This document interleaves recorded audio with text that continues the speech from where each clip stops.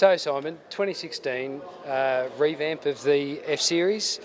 It still looks the same, but there's a lot going on underneath. A couple of new engines. It's all pretty exciting stuff. Oh, it is, Matt. It's the biggest change we've made to the F-Series range since 2007, and substantially different. Now, as you know, 2 new engines. We've extended the 4-cylinder right up to the 14-tonne range, which no one's been game enough to do before. But with this new engine technology, I think it'll do really well. So what's the main driver behind that? Because that puts the emissions level up to what's currently on offer in Japan, doesn't it? It does, yeah. Yeah, the post new long term doesn't come in till next year or so. So we've introduced the technology, not because we had to, because the ADR hasn't changed and probably won't for maybe 5 years, but because we wanted to introduce the higher levels of power and torque.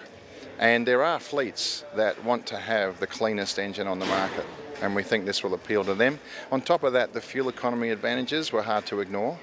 So we figured we could take the emissions standard up a step and save a lot of fleets on fuel, but plus they can also lay claim to having the cleanest engine on the market. So good advantages. Do you think the market is going to increasingly demand higher, cleaner engines, if you like?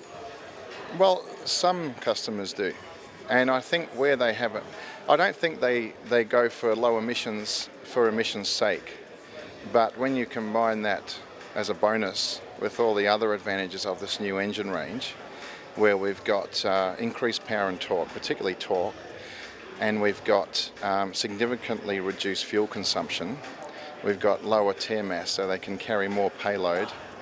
You combine all those things and you start to see, and the extended service intervals, as another bonus.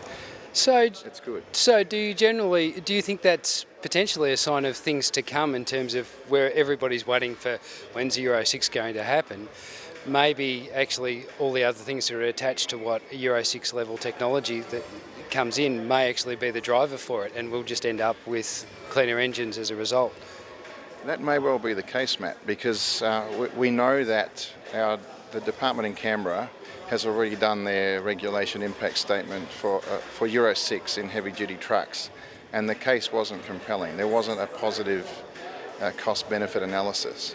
So that's why they're in no rush to introduce the next standard. But I think you'll find that as manufacturers develop their technologies for the other markets in the world, the Australian divisions will cherry-pick the best of what's available. And that's what we've done. We've taken the best from Japan because we think it's a great fit for our market. And then we've said, yeah, we'll take it. It ticks all of our boxes, and we think our customers will like it too. We don't have to wait for the next round of emission standard. So you're essentially taking an engine that has a fuel economy benefit and also compatibility benefits with things like telematics and stuff like that in the future going forward. Would that be a fair statement? Yes. Although our previous engine was also compatible with not only our in-house telematics system, but the systems that Japan uses. So there wasn't a need to make that change. It was more about the other advantages that the engine offers. Yeah. And so, the heavy-duty market is reasonably flat, if you're talking especially heavy-duty prime mover. Yes. And now, but this lighter end of the market is actually going along quite well. What do you think that's indicative of? Is this just an e-commerce thing, or is it, you're playing in this space? Isuzu have 30% of the market? Yes. Well, we've been fortunate that we are very strong in the light-duty and medium-duty segments. We've also increased our presence in heavy duty with our FY range, and that's going really well. I think light duty in particular has just gone crazy in recent times. The growth has been well beyond what the market's been doing, and that's all in the car driver's license area. But we saw last year that medium duty sales did increase by a few percent, and that was reversing a bit of a slow trend down.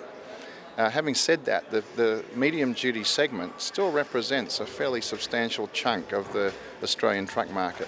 And so we're already market leader in this segment, but we thought we'd introduce a revised range, really to hammer the advantage home, if you like. And we hope that what we've done, the customers will respond to. and perhaps we might see a bit of an upturn even further in the medium duty market. Australia hasn't really done what some of the other markets have done. In the US and in Europe in particular, there's been a polarisation towards light duty and heavy and very heavy prime movers, with not a lot in between in terms of overall sales, and that's a reflection of many factors. But in Australia, it seems that a lot of companies and freight operators, of companies that need a truck but aren't freight companies, will buy one of these to do some urban delivery operations, whereas in Japan or Europe it'll be a van or a small truck. And so I still think that there's a big role for medium duty trucks in this market. Sounds like there's interesting times ahead, and I look forward to taking one of these things for a spin in the near future. Oh, you can count on it.